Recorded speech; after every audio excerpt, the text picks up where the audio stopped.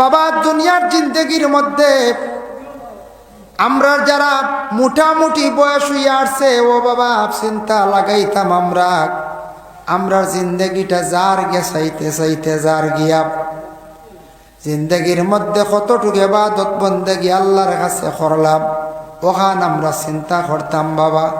এখন দেখো দুনিয়ার জমিনের মধ্যে এক গুরু মানুষ এরা কিয়ামত অস্বীকারী হইবা, এরারে আলিমকলে নসিহত করবা কইবা ফরর ঋণ মারিও, ফরর হক খাইও না, কিয়ামতর দিনও তার বদলা দিতে লাগব।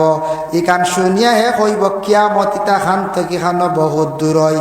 ওয়াইলুন ইয়াউমা ইযিল লিল মুকাজ্জিবিন। দুনিয়ার জমিনের মধ্যে গুরু মানুষ থাকবা কিয়ামতের অস্বীকারী, এর লাগি আল্লাহর বন্দেগান কিয়ামতের অস্বীকারী এক গুরু মানুষ জমিনে থাকবাই না। এক গুরু কইবা কিয়ামত খান তুই কি কাদর বইতে হবো হইতা কি কই ইটা খে খানো ভাই মুইটা আল্লাহ সারা কোনো হিসাব রাখতে পারবানি, ওটাও মনে আইতো পারে। হ্যাঁ শুনছি দুনিয়াতে আলিমকলে তো ওয়াজ করেন খবরের আজাব, তো কিয়ামত বিশ্বাস করতে কিন্তু আরো দূর হই। ওয়াইলুন ইয়াউমা ইযিল লিল মুকাজ্জিবিন। কিয়ামতের দিন অস্বীকারী মিথ্যা মনে করব এক বুড়ো মানুষ দুনিয়ার জমিনের মধ্যে থাকবো বাবা। এরা কিয়ামতরে পুরাপুরি বিশ্বাস করতো নাই। কিয়ামত কি হইব শুনছে কিন্তু পুরাপুরি তার দিল দিয়া মানিয়া নিত নাই। এর কারণে আল্লাহর যাতে আবার জানেন আল্লাযীনা ইউকাজ্জিবুনা বিয়াউমিদ্দিন। ও বান্দা জানিয়া রাখো এক গুরু মানুষ দুনিয়ার জমিনে থাকবা তারা কিয়ামতের দিন ও যে দিন যেটা এই দিন যে তারা পুরাপুরি মানিয়া নিত নাই। তারা মনে করব দুনিয়া যেখান জেলা বাঁচা যার ওলা কিয়ামতের দিন মনে করব বাঁচি যাইব। ইলেও হইতে পারে, ইলেও এক গুরু মাতিবা। আর এক গুরু বিলকুল কিয়ামতরে এটা বিশ্বাস করতো না। এটা কই থেকে কই বিশ্বাস করতো না মানে কিয়ামতের ডর বিলকুল তার মধ্যে থাকতো না। ও বিশ্বাস না যার জন্য আল্লাহর বান্দেগার কিয়ামতের কথা যদি স্মরণ করে, কবরের কথা যদি স্মরণ করে, মৌতর গাঢ় যদি স্মরণ করে, ও বাবা মৌত তো অত সোজা নাই, মৌত বড় কঠিন, বহুত কঠিন বাবা। এমনে জানোর মধ্যে মায়ের পড়ি গেলে কোনো সময় দেখবায় কত কষ্ট হয়। একটা প্রাণ ভিতর তাকি বাহির হইয়া যাইতে সময় কত কষ্ট। আমি একটা ঘটনা আপনাদের সম্মুখে নেন, ঘটনা না এটা আবার হাদিস। হযরতে ঈসা আলাইহিস সালাতু ওয়াস সালামে তার মধ্যে আল্লাহ একটা মুজিজা দিছিল। তাই কবরস্থানও গিয়া মরা মানুষ তুলিয়া তাই মানে কথাবার্তা করতে পারতাম। ঈসা নবীর কাছে মুজিজা আসলো। একদিন কিছু মানুষ গিয়া কইল, ও ঈসা আপনি শুনছি মরা মানুষ খবর তাকি তুলিয়া আপনি মাথাইতে পারেন, দেখাইতে পারেন, দেখি দেখাও। তাই কইলা কোন খবর? কইলা ও পুরনা খবর, তারা পুরাতন খবর এগু দেখাইছো। ঈসা গেছেন পুরাতন কবরের পাশে গিয়া কইন এই খবরে খেয়ে আসু উঠো।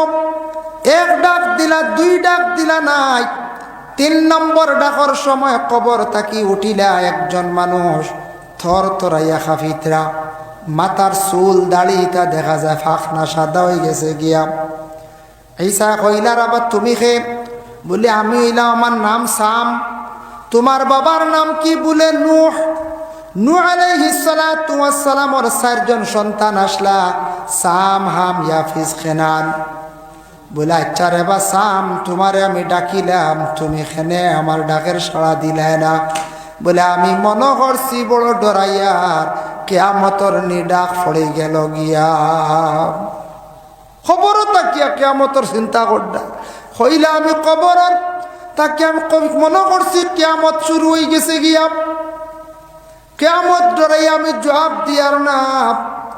তখন ঈসা কইলা তোমার মাথার চুল দাড়ি তাহা কিলো কিতার লাগি? বলে তাও কিয়ামতর চিন্তায়। বলে আচ্ছা কওসান কবরের হাল সম্পর্কে কওসান, ইখানে কতদিন তাকি আসো সেই কবরের মধ্যে? হযরতে সামে উঠিয়া কইলা ও নূহ আজকে আমি কবরের মধ্যে 400 বৎসর তাকি আছি। এক রাওয়ায়াতে 450 বৎসর তাকি আছি।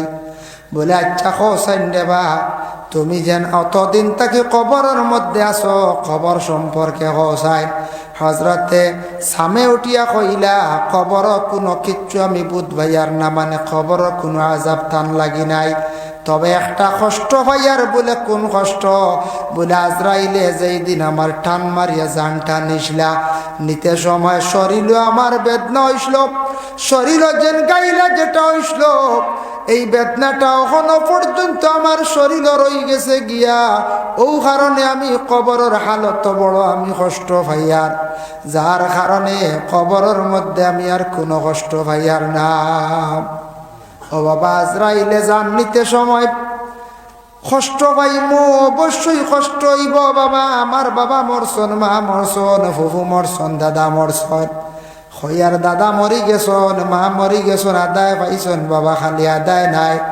মানুষ মরণের সময় বড় কঠিন এক ঘাট আর এই মানুষ কবর যাওয়ার পরে তার লাগি আর একটি কঠিন ঘাট এর লাগি বাবা মৌত সুজা নাই মরতে দুঃখ মিলবে একটা গলাত খাটা লাগলে টান মারি বার করতে কত কষ্ট হয় শরীরে একটা শাল ঢুকলে টান মারলে বাইর করতে কত কষ্ট হয় ভিতর থাকি একটা জান বাহির হইয়া যাইতে সময় কত কষ্ট হইব এর লাগে আমরা চিন্তা করতাম দুনিয়ার জমিনও লেনদেন যেটা কর্ম ব্যবসা কর্ম আমরা সুন্দর করে করতাম যাতে এটার মধ্যে কমি হইত না এটার মধ্যে বেশ কম হইত না আল্লাহ আমরা প্রত্যেকের তৌফিক দিদা সবে হোক আল্লাহুম্মা আমিন বলি আল্লাহ আপনার মাজারও যান দোয়া করুন ওসিলা লিয়ে দোয়া করুন ভালো মাহফিলও যান ওলিদের সুহবত যান বালা মানুষের খেদমতে যান আল্লাহ জীবনটা সুন্দর করব বাবা আল্লাহ পাক রব্বুল আলামিন আমরা তৌফিক দিদা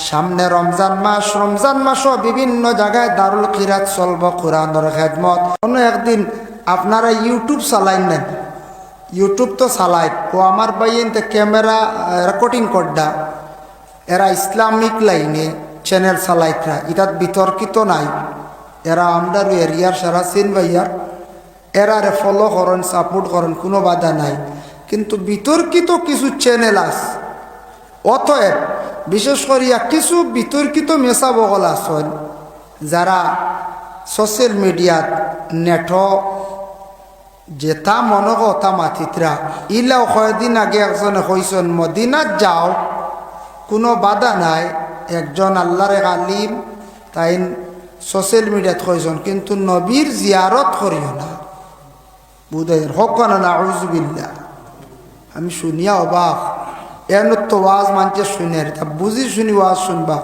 যে নবীর কারণে আল্লাহ কুল কায়নাত সৃষ্টি করল যে নবীর কারণে আল্লাহ সমস্ত জাহান যে সৃষ্টি করল সব কিছু সৃষ্টি করছে কুল কায়নাত কইতে সারা ঢুকি গেছে ও নবীর কারণে তুমিও রবা আইলা আই ও নবী মদিনাত শুইয়া আস ও নবীজির জিয়ারত খানতে আমার ইসাহেব বাধা দিতে হাই খানো যাইতা আর একজনে শুনছি ভুল স্বীকারও করছ এই কইতরা সবে বরাতর রাত ই রাত জাগ্রত তাকে এবাদত করনে ব্যবসা খানার সময় কাটানি বালা আস্তাগফিরুল্লাহ ইয়া আল্লাহ ব্যবসা খানাত বুঝিন সময় কাটানি বালা ইনু ডাইরেক্ট গুনা কবিরে হইব আর সবরা তো রাত যদি আল্লাহ আল্লাহ করে এমনিও যদি খালি সজাগ থাকে তবু হেন তার আমল নামায় নে কি লেখা এবার সবরাত এটা ফুরানা নি খুঁজায় ফুরানা না জি না ফুরানা না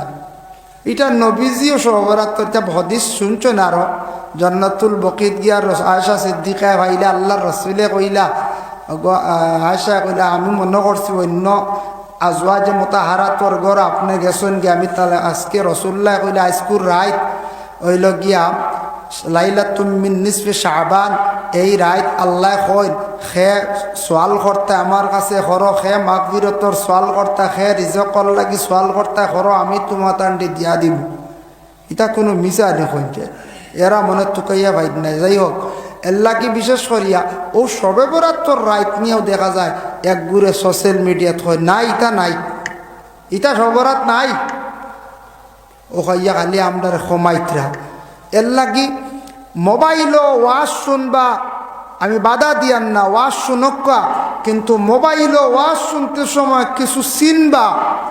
এরা আমরার আবু হানিফারে মানচইননি, আবু হানিফা মানুন না, এবং শাফি মানচইননি, শাফি মানুন না, মালিক সাহেব মানচইননি, কোনো একজন ইমামরে মানিয়া নিচইননি। এরা যদি দেখুন যে ইমাম যে কোনো একজন মানচন, এরা জানম এরার উপরে আমরা এতেকাত থাকবার যে ইমাম মানুন না, মজহব মানুন না, লা মজহবি এরার পিছনে আমরা নমাজও পড়িতাম না।